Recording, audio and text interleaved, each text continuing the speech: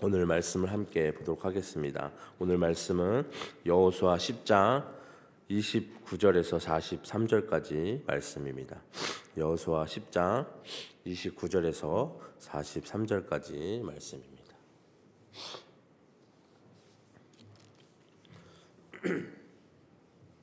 다 찾으셨으면 한 목소리로 함께 봉독하도록 하겠습니다. 시작. 여호수아가 온 이스라엘과 더불어 막게다에서 림나로 나아가서 림나와 싸우매 여호와께서 그 성읍과 그 왕을 이스라엘 손에 붙이신지라. 칼날로 그 성읍과 그 중에 모든 사람을 쳐서 멸하여 한 사람도 남기지 아니하였으니 그 왕에게 행한 것 끝이 여리고 왕에게 행한 것과 같았더라. 여호수아가 또 온 이스라엘과 더불어 림나에서 라기스로 나아가서 대진하고 싸우더니 여호와께서 라기스를 이스라엘의 손에 넘겨주신지라. 이튿날에 그 성읍을 점령하고 칼날로 그것과 그 안에 모든 사람을 쳐서 멸하였으니 림나에 행한 것과 같았더라. 그때 게셀 왕 후람이 라기스를 도우려고 올라오므로 여호수아가 그와 그 백성을 쳐서 한 사람도 남기지 아니하였더라. 여호수아가 온 이스라엘과 더불어 라기스에서 에글론으로 나아가서 대진하고 싸워 그날에 그 성읍을 취하고 칼날로 그것을 쳐서 그 중에 있는 모든 사람을 당일에 진멸하여 바쳤으니 라기스에 행한 것과 같았더라.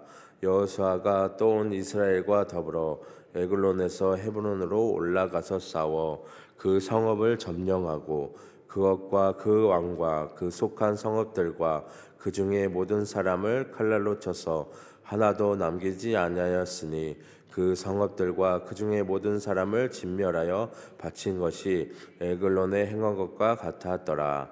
여호수아가 온 이스라엘과 더불어 돌아와서 드빌에 이르러 싸워 그 성읍과 그 왕과 그 속한 성읍들을 점령하고 칼날로 그 성읍을 쳐서 그 안에 모든 사람을 진멸하여 바치고 하나도 남기지 아니하였으니 드빌과 그 왕과 행한 것이 헤브론에 행한 것과 같이 같았으며 림나와 그 왕에게 행한 것과 같았더라.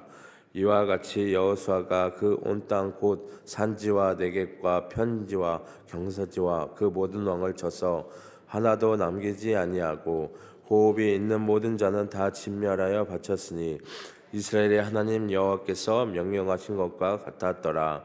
여호수아가 또 가데스 바네아에서 가사까지와 온 고센 땅을 기브온에 이르기까지매 이스라엘의 하나님 여호와께서 이스라엘을 위하여 싸우셨으므로 여호수아가 이 모든 왕들과 그들의 땅을 단번에 빼앗느니라.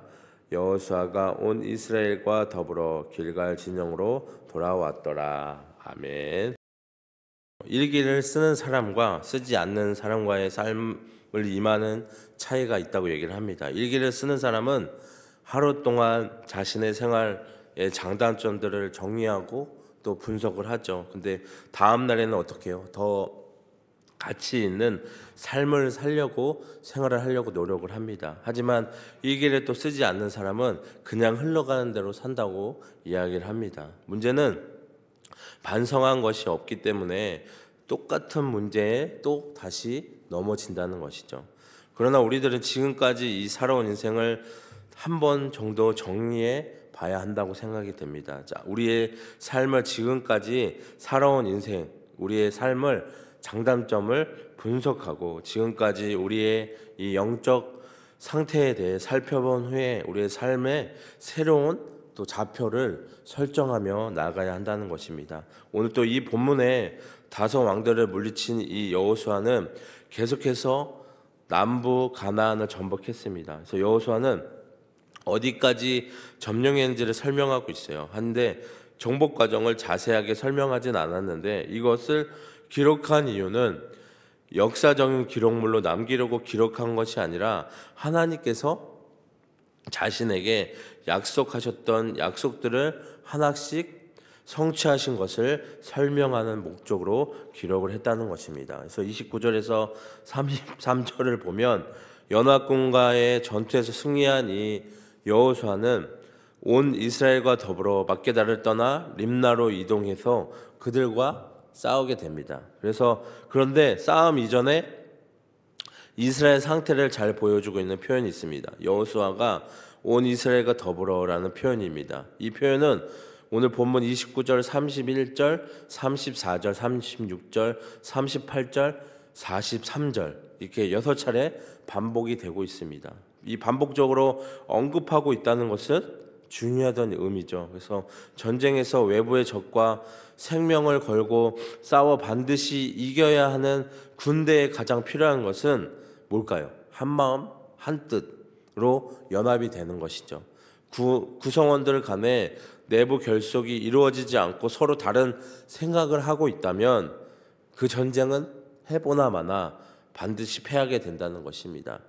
이 이스라엘의 지도자 여호수아와 그와 함께하는 이스라엘 백성은 전쟁을 통해 얻게 될 자기 중심적인 이익에 관심을 두지 않는다는 것이에요. 만약 그들이 자신의 이익에 중심을 두고 싸움에 임했다면 그들은 반드시 여러 갈래로 찢어지게 되었을 것이라는 것입니다. 하지만 그들은 그렇지 않았다는 것이에요. 그들은 하나님을 자신의 중심에 모시고 그분의 뜻을 이루기 위해 마음과 뜻을 모았다는 것입니다.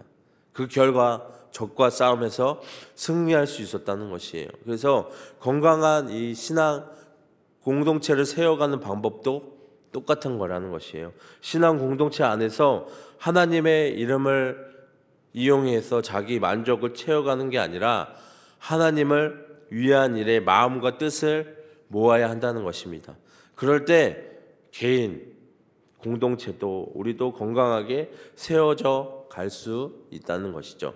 이스라엘은 막게다 전투 이후에 제대로 된 휴식을 취하지 못하고 림나로 이동하였고 피로가 누적된 상태로 림나의 싸움에서 임했을 것이라는 것입니다. 그럼에도 싸움의 결과는 이스라엘의 승리였다는 것이죠.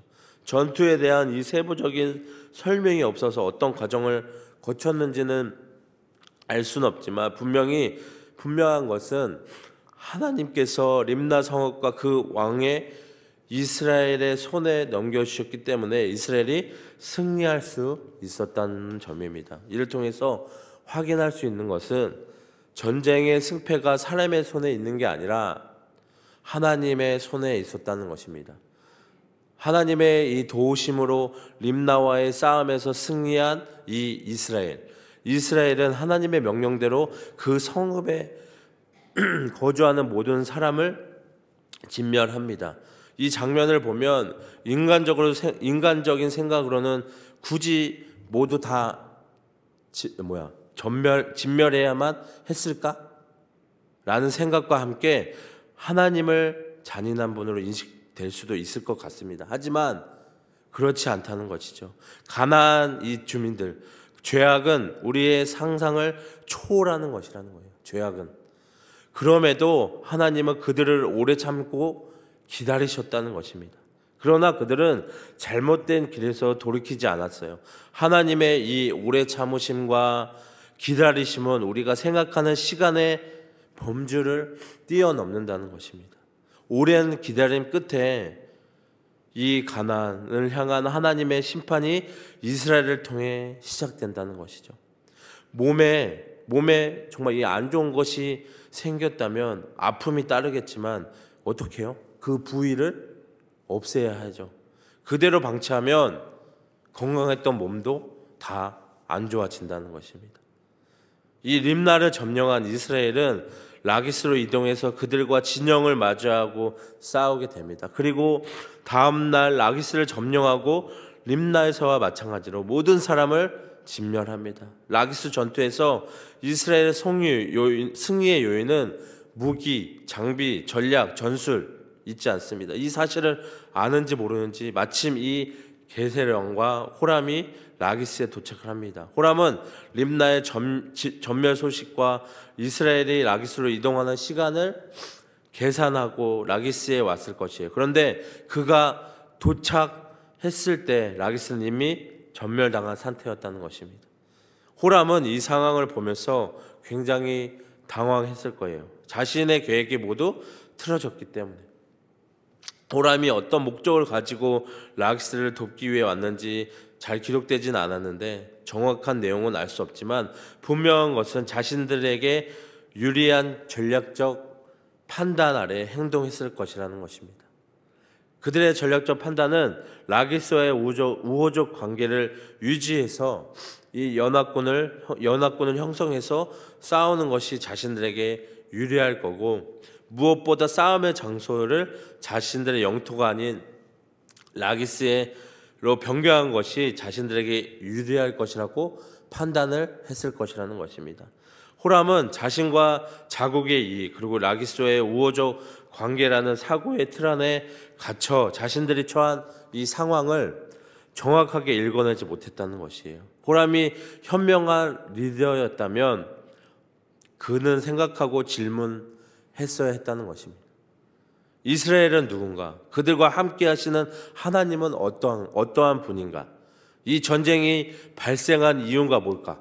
그러면 나는 어떻게 해야 할까? 만약 그가 이 질문들을 통해 하나님이 누구신지를 알았더라면 자신들과 마주하게 될 이 이스라엘이 누군지 알았더라면 적어도 라기스와 연합해서 하나님을 대적할 생각을 하지 못했을 것이라는 것입니다. 34절에서 39절에 보면 라기스 전투를 마무리한 여호수아와 이스라엘 군대는 에글론으로 진격을 합니다. 에글론은 이 동맹군에 합세했던 성으로서 군사들이 거의 없는 무방비 상태였다는 것입니다. 그 전투는 더욱 쉽게 단 하루 만에 끝났고 라기스처럼 진멸되었습니다. 그 다음 정복된 성은 동맹군에 합세한 헤불론. 헤브론은 직전에 글론처럼 진멸되었습니다. 다음 목표는 드빌. 이 성은 다소 동맹국에 속한 성은 아닙니다. 드빌이 에글론 왕의 이름이었음을 살펴본 바 있는데 드빌은 특정한 성읍의 이름이기도 합니다. 이곳은 현재의 키로베트 아즐란 근처의 텔 헤시가 유력하다고 볼 수 있다는 것이죠. 그것은 이 유다 지파 서쪽 변방에 있는데 블레셋 영토와 인접해 있고 라기스 남서쪽에 위치해 있다는 것입니다. 그래서 헤불론에 이어서 드빌과 그곳의 왕은 이 헤불론과 림나처럼 진멸이 되었습니다. 그래서 드빌 왕 역시 동맹국의 다섯 왕에 들진 않았으므로 이때 왕이 처형되었다고 언급이 되고 있습니다. 그래서 드빌은 왕이 건재했음에도 군사력이 약해 쉽게 점령된 것 같습니다. 이상에서 게셀의 호람 왕을 중앙에 배치하면 총 7개의 성읍과 왕이 정복이 됩니다. 7은 구약에서 완전함을 가리키는 숫자. 의도가 엿보이죠. 다시 말해 점령된 성들이 더 많았을 것인데 완전한 정복을 암시하기 위해서 7군데가 선택되었을 것이라는 것입니다. 40절에 보면 이 여호수아는 철저히 하나님의 말씀에 순종했기 때문에 여호수아는 정과 욕심을 못 받고 철저히 절대적으로 순종했다는 것입니다.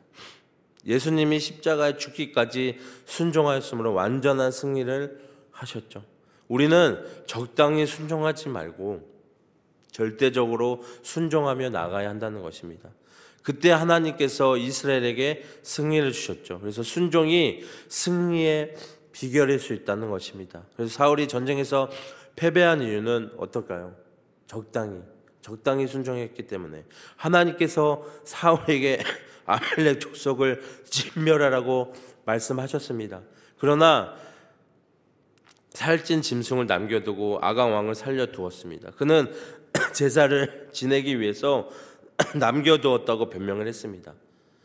사무엘은 그에게 하나님이 제사를 순종보다 좋아하시겠냐고 책망하였습니다.